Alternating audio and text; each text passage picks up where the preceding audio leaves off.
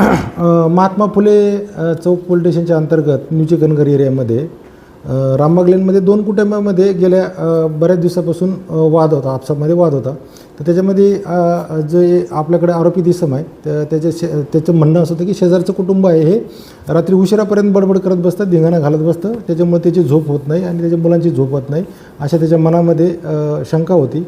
आणि त्यामुळे त्याने आज त्याबद्दल विचारणा करण्यास गेला असता तर त्या ठिकाणी दोन्ही कुटुंबात वाद होऊन त्याच्यामध्ये 4 इसम हे जखमी झालेले आहेत. तर त्यांच्यावरती औषधोपचार चालू झालेत व त्यांची प्रकृती स्थिर आहे.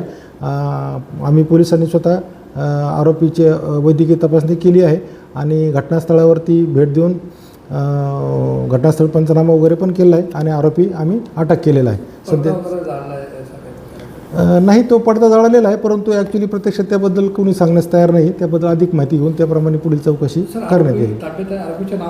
हो, आरोपी अटक आहे आणि आरोपीचं नाव चेतन मधुकर मांदळे म्हणून आहे. तर ते पुढील तपास आम्ही त्या अनुषंगाने करत आहोत.